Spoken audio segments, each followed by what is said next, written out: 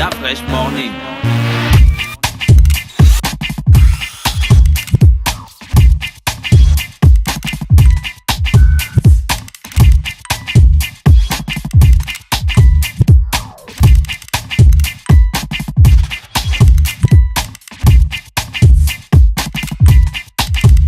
UrbanFM.fm. Le réveil matinal le plus haut de la capitale sur la radio. La plus haute de la capitale. Vous êtes sur les 104.5 Urban FM, la station urbaine, et vous écoutez le Da Fresh Morning. C'est le réveil matinal le plus haut de la capitale sur la radio, la plus haute de la capitale. Merci à tous les auditeurs bien connectés. Gina, notre premier invité, c'est Monsieur Erwan Legrand. Oui, un habitué de la radio. Normalement, quand il vient ici, on devrait lui demander de dire déjà, c'est ma radio. Non, monsieur Erwan Legrand, qui est le directeur de la communication de la Fondation Sylvia Bongo Ondimba. Et comme vous le savez depuis le début de cette saison 6 du Da Fresh Morning, le petit clin d'œil civique est accompagné par la campagne Octobre Rose de la Fondation Sylvia Bongo Ondimba. Et donc, Octobre Rose, c'est une campagne qui est mise en place pour soutenir la lutte contre le cancer du sein et du col de l'utérus. Donc, aujourd'hui, il est là pour parler de ça avec, bien sûr, notre spécialiste santé, Ingrid.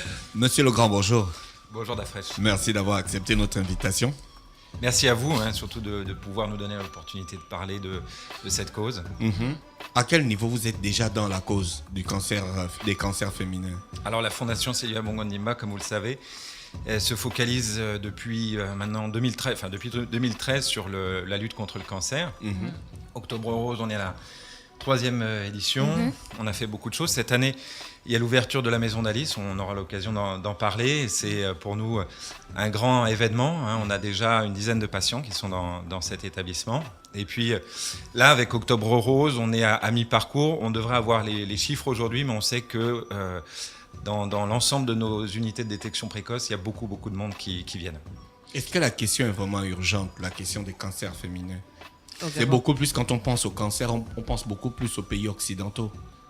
Alors, c'est une question qui revient souvent, en fait, parce que dans l'esprit de beaucoup de gens, et surtout de gens des Occidentaux, en Afrique, il n'y a pas de cancer. On parle souvent du VIH-Sida, du paludisme, de la tuberculose, essentiellement, et puis d'autres maladies transmissibles. Il faut savoir que le cancer touche l'Afrique comme partout, comme tous les pays, comme on prend de mieux en mieux en charge les autres pathologies, enfin le VIH et le paludisme, et bien aujourd'hui on se rend compte de plus en plus qu'il y a des cancers qui se manifestent. Et l'autre chose qui est importante, c'est qu'on a plus de capacité pour diagnostiquer les cancers.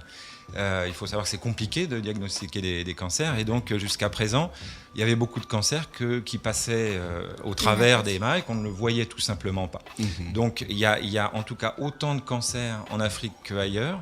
Alors c'est aussi une maladie qui se déclare souvent un peu plus tard dans la vie, donc avec l'augmentation de l'espérance de vie en Afrique, c'est quelque chose de très concret aujourd'hui, le cancer, et de plus en plus de pays, l'OMS recommande certaines choses comme par exemple le dépistage des cancers du col de l'utérus.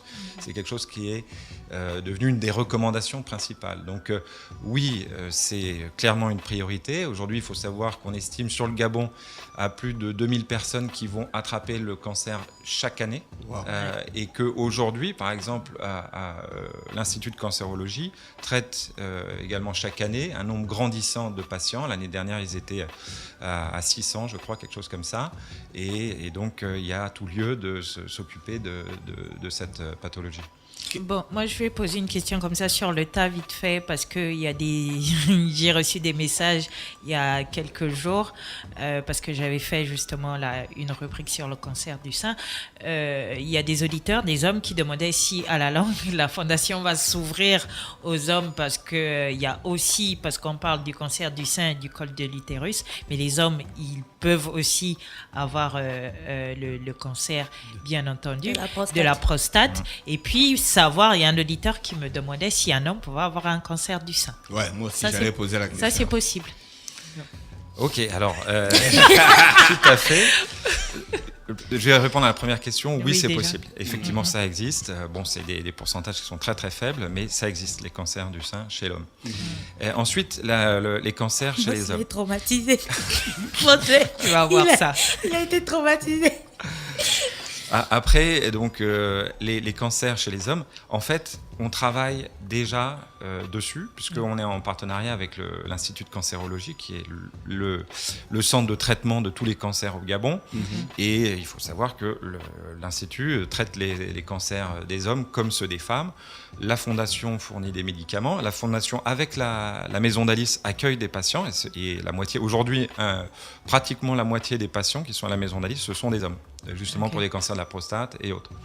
Donc oui, après... Donc on va changer le spot, on va se dire parlez-en aux hommes. Garde ta question, la fraîche. Je vais aller demander pourquoi c'est ce mot, j'en connais. Alors, je vais quand même compléter parce que effectivement, la campagne Octobre Rose, elle est destinée, enfin, elle cible c'est les 2 cancers féminins les plus fréquents. Les plus fréquents ici au Gabon et les plus fréquents pratiquement sur toute l'Afrique subsaharienne. Ce sont vraiment des priorités de santé publique. Et la particularité de ces 2 cancers, c'est qu'on peut faire des dépistages. Il y a des cancers pour lesquels, et notamment les cancers qui touchent hommes comme femmes, pour lesquels on ne peut pas dépister malheureusement, ou on peut dépister que très tardivement. Le cancer du col de l'utérus, si vous voulez, le double impact, c'est que d'une part, on touche quand même beaucoup de personnes, beaucoup de femmes, mais en plus, on peut le dépister très précocement et voire même traiter ce qu'on appelle des lésions précancéreuses avant qu'ils se développent en cancer. Donc c'est vraiment un impact très fort par rapport à d'autres types de cancers où de toute façon, vous allez le détecter vraiment très tardivement.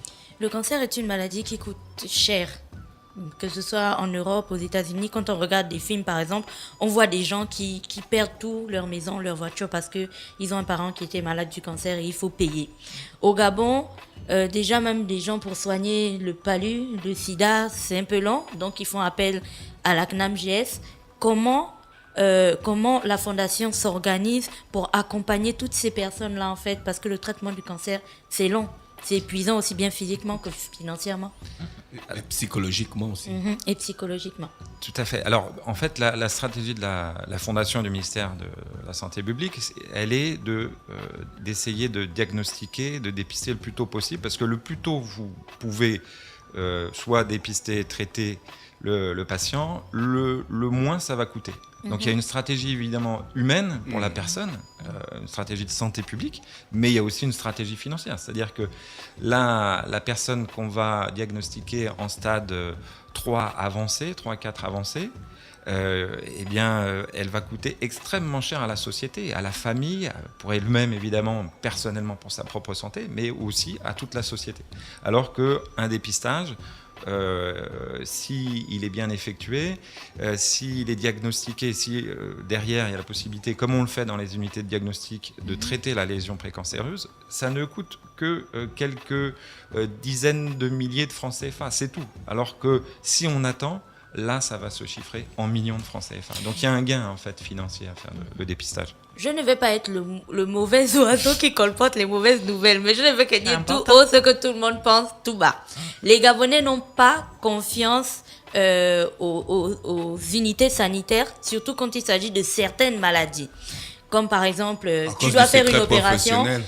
Oui, à cause du secret professionnel aussi, mais ils se disent, peut-être qu'ils ne sont pas assez bons pour. Tu dois faire une opération, tu vas aller le faire en Afrique du Sud, et ainsi de suite. Est-ce que l'Institut de cancérologie gabonais, donc qui se trouve à Akanda aujourd'hui, on est capable de dire qu'il a tous les équipements nécessaires et le personnel requis pour traiter le cancer dès le dépistage jusqu'à la remise en santé du patient? Moi, je peux vous le garantir et vous l'assurer, cet institut a les meilleures normes qu'on puisse avoir, non seulement dans la sous-région, mais même des normes qui sont comparables aux meilleurs hôpitaux que vous pouvez trouver en Occident. Et aujourd'hui, on fait venir des experts qui sont effectivement très surpris de voir le plateau technique qu'il y a, les experts qu'il y a. Bon, ça fait partie aussi de notre travail, de notre partenariat, d'essayer de développer des échanges avec des experts qui viennent régulièrement pour former tout ça, mais aujourd'hui c'est une réalité, il est là. Alors il y a une prise en charge qui se fait, c'est pas juste l'ICL, il y a aussi une prise en charge de tous les médicaments, notamment tous les traitements de chimiothérapie qui se fait avec la CNAMJS, donc ça aussi c'est une réalité.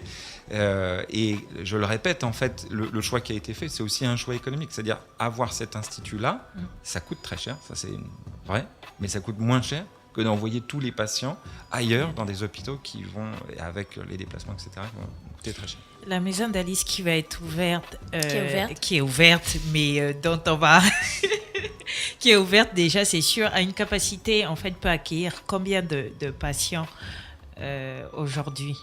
Alors aujourd'hui, en fait, on a 22 studios qui permettent d'accueillir soit chacun un patient ou un patient et un accompagnant. Par exemple, on a des chambres spéciales pour des enfants, parce que les cancers des enfants, ça existe aussi, c'est une réalité, c'est assez terrible d'ailleurs. Et donc, pour qu'ils puissent venir avec un parent, ou pareil pour des personnes âgées, on a aussi des personnes âgées qui sont dans la maison d'Alice et ils peuvent venir avec un parent. Est-ce que la Fondation surveille l'évolution des recherches du cancer, des cancers féminins à l'international par des grands laboratoires ou bien des grands instituts? Oui, tout à fait. On a un volet. Alors, nous-mêmes, la Fondation, on s'appuie sur les experts qu'il y a aujourd'hui au Gabon. Et il faut vraiment reconnaître que les experts, ils sont dans l'Institut de cancérologie. C'est là où ils travaillent le plus, ou au CHU, etc. Mais on travaille avec eux pour pouvoir identifier quelles pourront être les perspectives. Il y a notamment une étude qui a été faite sur la vaccination anti-HPV. Le HPV, c'est quoi? C'est le virus, le papillomavirus humain, voilà, qui se transmet par voie sexuelle et qui cause à 95%, 98% le cancer du col de l'utérus. Donc, c'est vraiment le facteur essentiel du cancer du col de l'utérus, et cancer du col de l'utérus qui est le plus fréquent chez les femmes.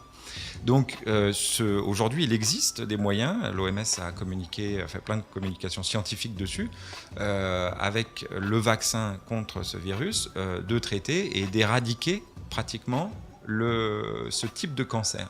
Donc il y a un gain évident, et on a mené une étude avec le ministère de la Santé, avec tous les experts qu'on a au Gabon, aussi avec la fondation Lala Salma qui nous accompagne depuis le début, qui est la fondation de la princesse marocaine, pour dire est-ce que c'est faisable, est-ce que c'est vraiment d'un point de vue santé publique très intéressant, très important, il y aurait un impact. Et oui, cette étude le démontre, elle le démontre. Alors maintenant, il faut passer à l'action, c'est-à-dire passer à un projet pilote qu'on pourra mener et qui pourra démontrer la faisabilité en fait de cette vaccination. Quand on rentre à la maison d'Alice, on ne débourse pas un franc?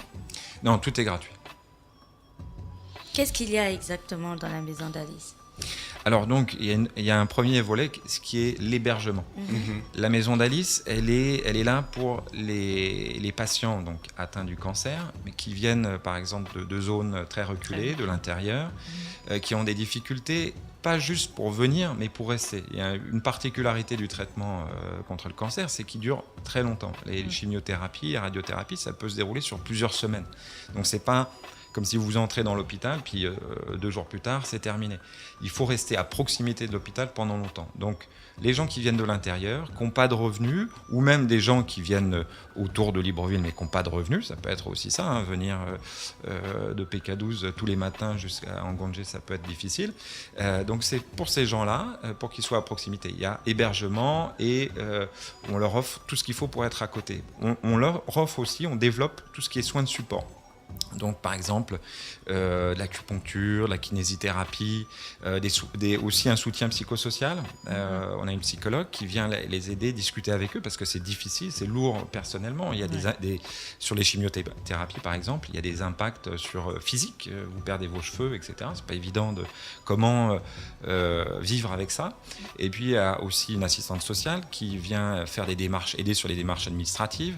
Et puis, on a un volet aussi pour les enfants, parce que on sait qu'il y a on a déjà eu et on sait qu'il y a des cancers des enfants, et donc là c'est vraiment les populations les plus vulnérables. Donc on va les accueillir, leur changer avec une éducatrice spécialisée un petit peu de l'état d'esprit, et puis les accompagner aussi pour pas qu'ils perdent au niveau d'éducation, pas qu'ils perdent ce qu'ils ont commencé à faire. Le chemin.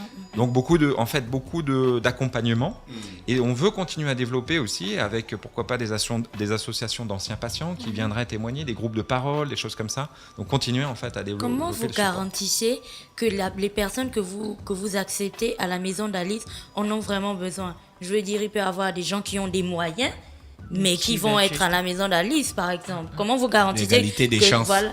Oui, comment on Oui, garantit mais- l'égalité des chances dans la maison d'Alice? Bon, on mène des enquêtes sociales qu'on fait avec l'Institut de cancérologie.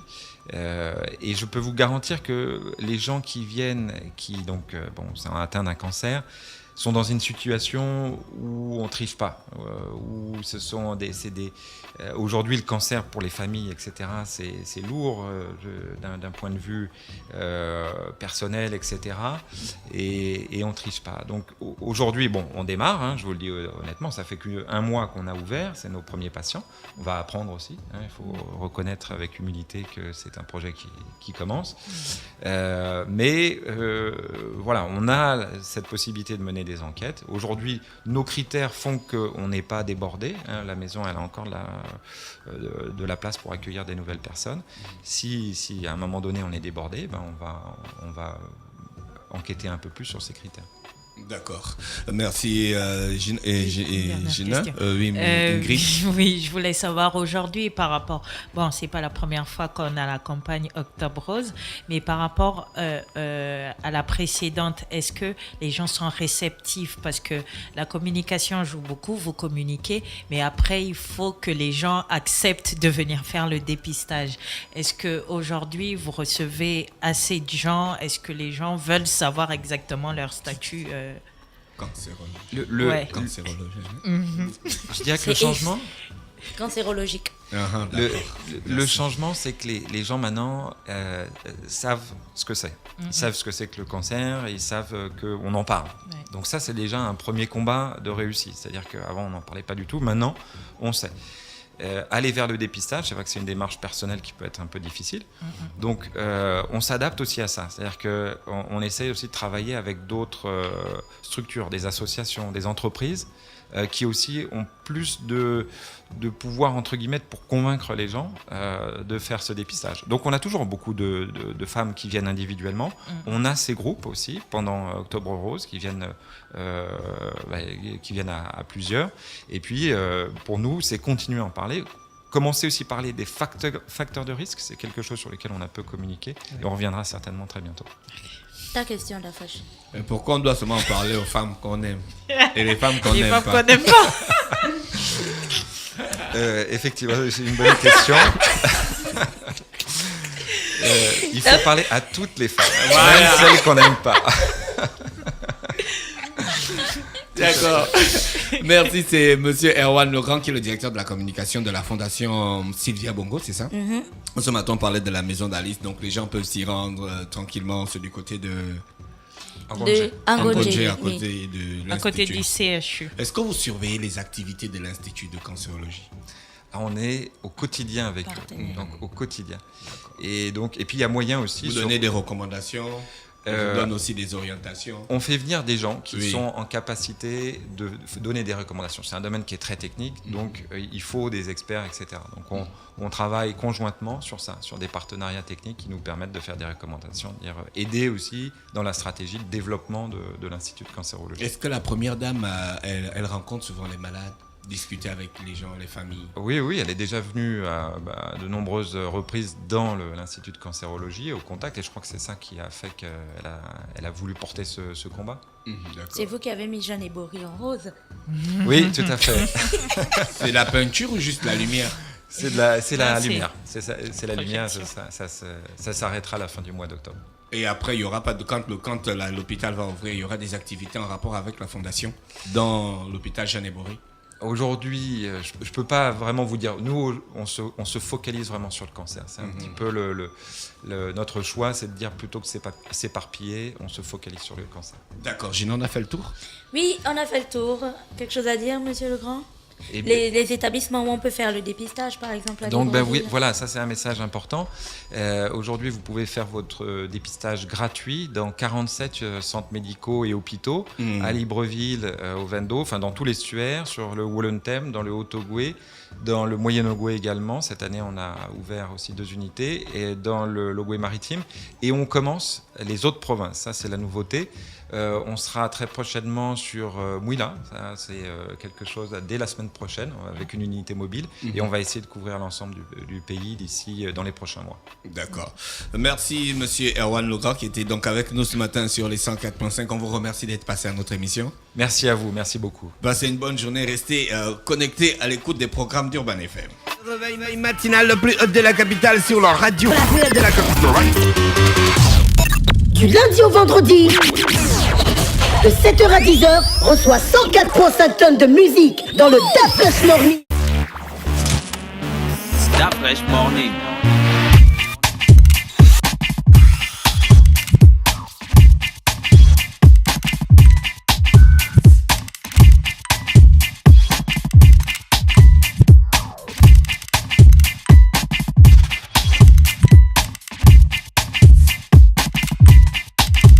UrbanFM.fm